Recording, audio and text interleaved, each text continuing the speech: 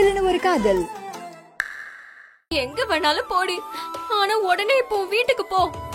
இப்படியே அந்த போலீஸ ரசிச்சுக்கிட்டே இருந்தா அப்புறம் அக்காவை பார்க்க வந்த மாப்பிள்ளை வீட்டுக்காரங்க வந்துட்டு போயிட போறாங்க.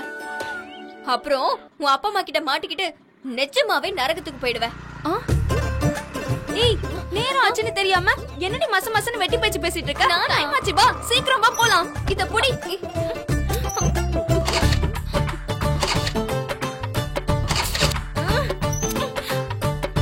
ஓட்ட வண்டிய நீயே சரி பண்ணி எடுத்துட்டு வா.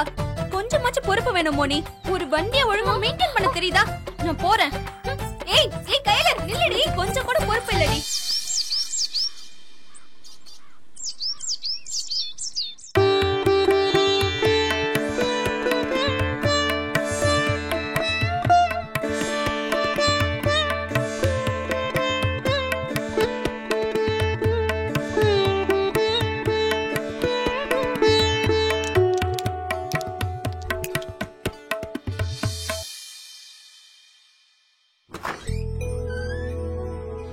வணக்கம்.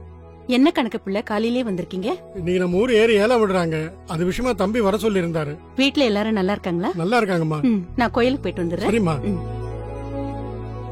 வணக்கம் தம்பி. வாங்க கணக்கு பிள்ளை, உட்காருங்க. இல்ல பரவாயில்ல, இருக்கட்டும். இன்னைக்கு நம்ம ஊர் ஏறி ஏலம் விடுறாங்க. கண்டிப்பா அதிக விலைக்கு தான் கேட்பாங்க. நமக்கு ஒண்ணும் லாபம் இருக்காது.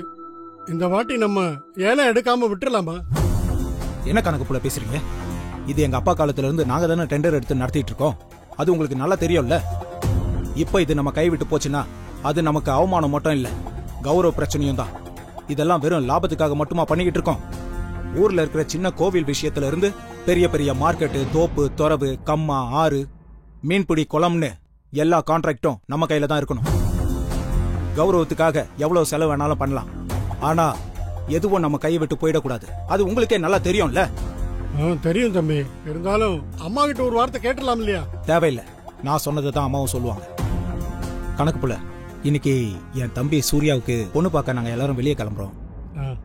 என்ன ஆனாலும் அந்த குளத்து கான்ட்ராக்ட் நம்மளுக்கே கிடைக்கிற மாதிரி பாருங்க. சரிங்க தம்பி. மறந்துடாதீங்க, அது எவ்வளவு செலவானாலும் நமக்கு தான் கிடைக்கணும். சரிங்க தம்பி. நீங்க கிளம்புங்க.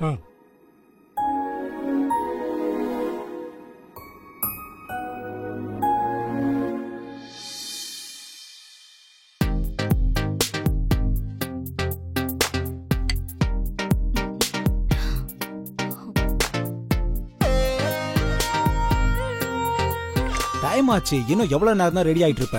உங்க தம்பிக்கு பொண்ணு பார்க்க போறதுக்காக நான் எதுக்கு அவசர அவசரமா ரெடி ஆகணும்? நீங்க அமைதியா இருந்தீங்கன்னு வச்சுக்கோங்களேன், நானே டக்குன்னு ரெடியா இருப்பேன். ஆனா இப்படி வந்து அதிகாரம் பண்ணிட்டு இருந்தீங்கன்னா நான் ரெடியாக இன்னும் ½ hour ஆகும்.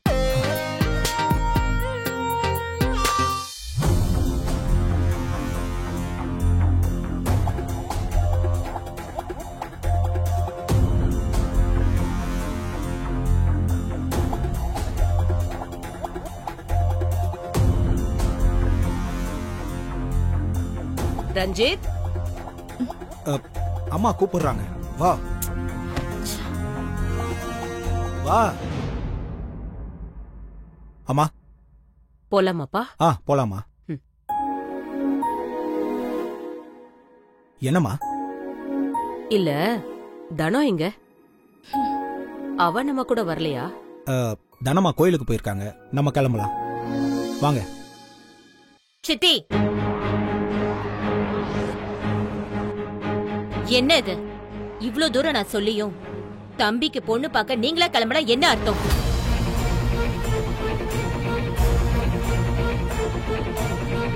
எல்லாரும் இப்படி அமைதியா இருந்தா எப்படி? நான் கேக்குறதுக்கு யாராவது பதில் சொல்லலாம்ல? பத்மா, இப்ப எதுக்காக இவ்வளவு கோவமா பேசுற? அதுவும் அத்தை வெளியில கிளம்பும் போது வழிய மறிச்சு நின்னுகிட்டு கொஞ்சம் பொறுமையா இருமா. பத்மாக்கா, அப்பா கொடுத்த வாக்க அம்மா நிறைவேற்றணும்னு நினைக்கிறாங்க. வேணும்னா நீயும் கூட வா, ஆனா தடுக்கணும்னு மட்டும் நினைக்காத. உனக்கே தெரியும்ல அம்மாவோட முடிவை யாராலையும் மாத்த முடியாதுன்னு.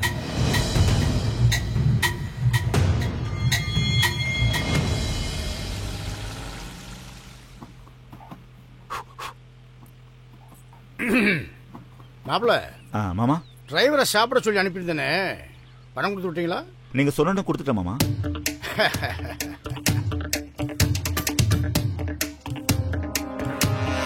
மாப்ள மாமா என்ன தைரியத்தில் இப்படி ஒரு வேலை பார்த்திருக்கீங்க மாப்ள? யார் பண்ண வேலை இது? எதுங்க சொல்றீங்க? என்னாச்சு? இந்த சுவத்துல மாட்டி வச்சிருந்த எங்க பரம்பரை துப்பாக்கியை யாருங்க எடுத்தது?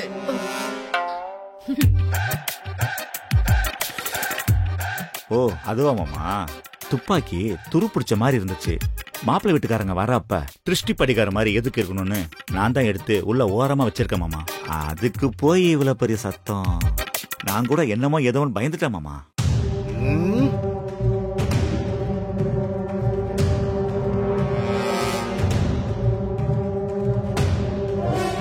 மாப்பிள்ளை என்ன பேசுறான்னு பார்த்தியா? இவங்களுக்கு வேணா அதோட அருமை தெரியாம இருக்கலாம், உனக்கு எப்படி தெரியாம போச்சு?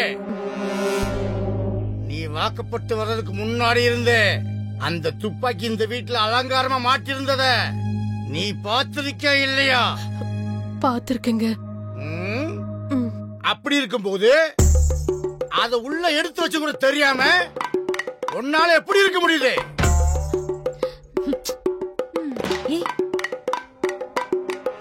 உங்களுக்கு வேணா அது அவமானமாவும் அசிங்கமாவும் தெரியலாம், ஆனா எங்களுக்கு அது அந்தஸ்து, எங்க பரம்பரை கௌரவம்.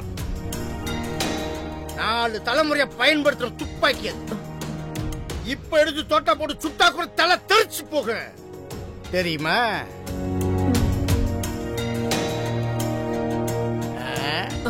சரிங்க, நீங்க கொஞ்சம் கோவப்படாம இருங்க. நான் போய் எடுத்துட்டு வந்து தொடச்சு மாட்டி வச்சிடுறேன். ஒரு பொருளோட மதிப்பு தெரியாம அந்த பொருளை தொடுறது கூட தப்பு. நீ எடுத்துட்டு வரவேனா? அத நானே பாத்துக்கிறேன்.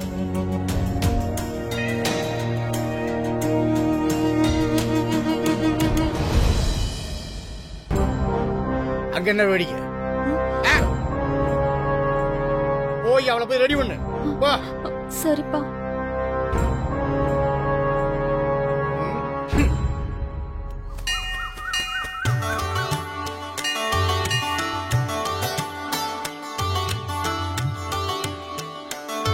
இந்தாங்கம்மா.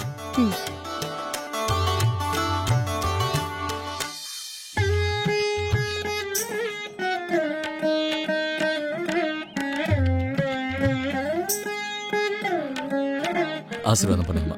நல்லா இருப்பா. நீ பொண்ணு பார்க்க போகாம இன்னும் இங்க என்ன பண்ணிட்டு இருக்க சூர்யா? உங்ககிட்ட ஆசீர்வாதம் வாங்கிட்டு போலான்னு வந்தேன். எப்பவும் பெத்தவங்க ஆசீர்வாதம் தான் முக்கியம். நீ கமலம்மா கிட்ட ஆசீர்வாதம் வாங்கினா போதுமே. முக்கியமான வேலையெல்லாம் விட்டுட்டு இங்கேயே வந்த சூர்யா? கமலா அம்மா எந்த அளவுக்கு முக்கியமோ அதே அளவுக்கு எனக்கு தனலட்சுமி அம்மாவும் அவங்களோட ஆசீர்வாதமும் ரொம்ப முக்கியம். அதுக்காக இப்படி அறக்க பறக்க இங்க வரணுமா? ஒரு நல்ல சந்தோஷமான செய்தியோட வந்து பாத்துருக்கலாமே. இன்னைக்கு ஏதோ வெளியூர் கோயில் போறதா நீங்க சொன்னீங்கல்ல, அதான் போறதுக்கு முன்னாடி உங்ககிட்ட ஆசீர்வாதம் வாங்கிட்டு போலான்னு வந்தேன். எனக்கு வேற என்ன வேண்டுதல் இருக்க போகுது? எல்லாம் உன் கல்யாண விஷயமான வேண்டுதல் தான். எல்லா நவகிரக கோயிலுக்கும் போய் சாமி கும்பிட்டுட்டு வரப்போறேன். முடிச்சிட்டு வரதுக்கு ஒரு வாரம் ஆயிடும். உங்களுக்கு என்ன ஹெல்ப் வேணாலும் என்கிட்ட சொல்லுங்க. அந்த ஊர்ல இருக்கிற ஸ்டேஷன்ல சொல்லி ஏற்பாடு பண்ண சொல்றேன். என் சூர்யா விஷயத்துக்கு யாரோட ரெக்கமெண்டேஷனும் தேவையில்லை, நானே பாத்துக்கிறேன். ஆமா, இப்பவே நேரமாச்சு. இன்னும் எப்ப போய் பொண்ணு பார்க்க போற? அம்மா அண்ணா அண்ணி எல்லாம் நேரா பொண்ணு வீடு கிளம்பிட்டாங்க. எனக்கு லீவ் கிடைக்காதனால ஸ்டேஷனுக்கு போயிட்டு பெர்மிஷன் போட்டு போலான் இருக்கேன். உன் மனசுக்கு எல்லாம் நல்லதாவே அமையும். நீ போயிட்டு வாப்பா, உனக்கு ஒரு குறையும் வராது. சரி, நான் போயிட்டு வரேம்மா.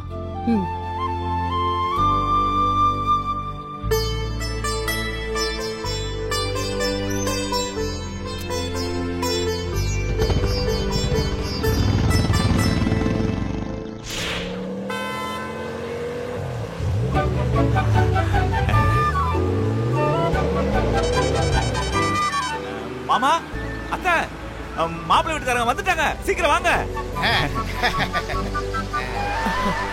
வந்துட்டாங்க.